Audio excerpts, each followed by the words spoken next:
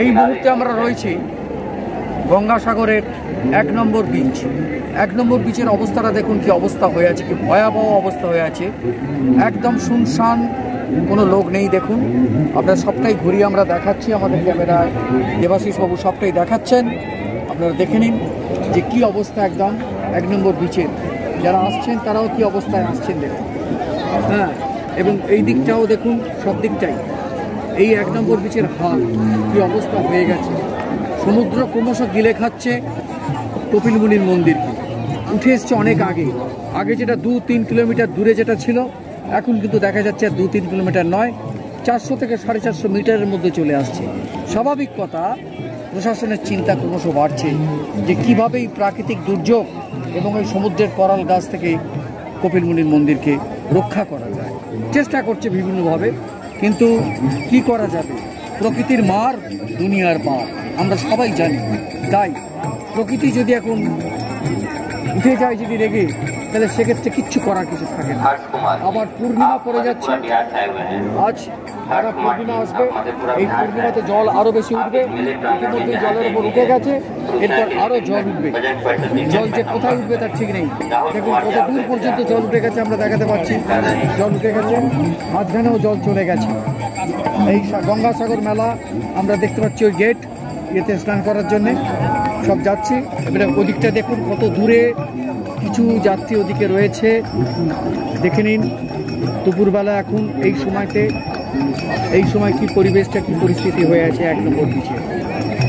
আমরা ক্রমশ প্রত্যেকটা বিচ, ২ নম্বর বিচ, ১ নম্বর বিচ, পর সব বিচে দিয়ে আমরা যাব। এখন ১ নম্বর বিচ আমরা দেখে এলাম। ইতিমধ্যে শঙ্করাচার্যের অনুষ্ঠান আমরা শেষ করে আসলাম, কেননা ওনার যে আশ্রমটা, যিনি ওখানে বসে প্রেস কনফারেন্স করেন, সেটা ১ নম্বর বিচের পাশে। তো যাই হোক, দেখে নিন চতুর্দিকে কী অবস্থা, কীভাবে ঘেরা আছে নদীকে, যে পাছে কোনো দুর্ঘটনা না ঘটে। এখন জল কোথায় নেমে গেছে, আবার পূর্ণিমায় আবার জল উঠবে, এবং পূর্ণিমা পড়লেই তখন জল কোথায় গিয়ে দাঁড়াবে এখনও কেউ কিছু বলতে পারছে না।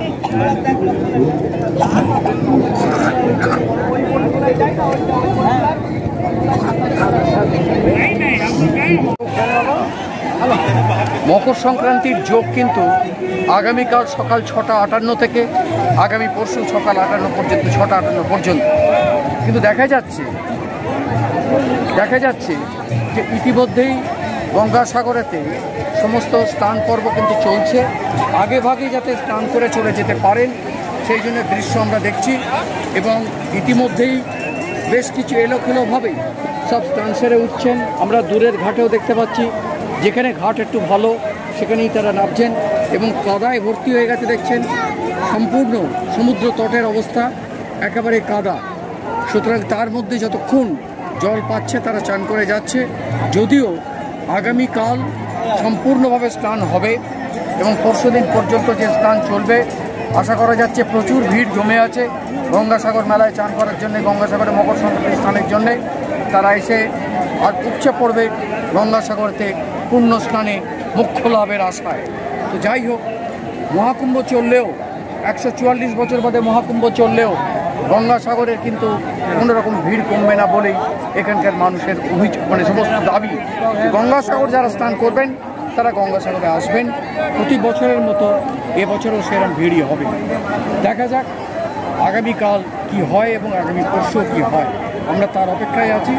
উপস্থিত বিক্ষিপ্তভাবে স্নান পর্ব চললেও ঘাটের অবস্থা খুব খারাপ, তার মধ্যেই কিন্তু স্নান সেরে সব যাচ্ছেন। আপনারা দেখতে পাচ্ছেন যে স্নান করছেন, স্নান করে উঠছেন। দেখুন একেবারে ইয়ে থেকে সব স্নান করছেন তারা। আপনারা দেখতেই পাচ্ছেন সমস্ত কিছু, বয়স্ক মানুষ থেকে ছোট, ৮ থেকে ৮০, সব বাচ্চা, সব বুড়ো, সবাই দেখতে পাচ্ছেন চান করছে। এই চান একটা যেন আনন্দের স্নান, এই স্নান যেন জীবনের স্নান, এই স্নান যেন সম্পূর্ণ মোক্ষ লাভের স্নান হচ্ছে। যোগীরাজ থেকে আমরা এসেছি গঙ্গাসাগর করতে এসছেন।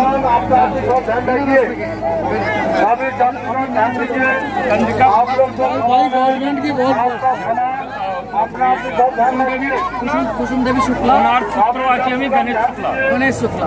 গণেশজি কিন্তু খুব ভালো বাংলা জানেন, আমি বাঙালি, বলবেন না। ঠিক আছে, ভালো লাগলো।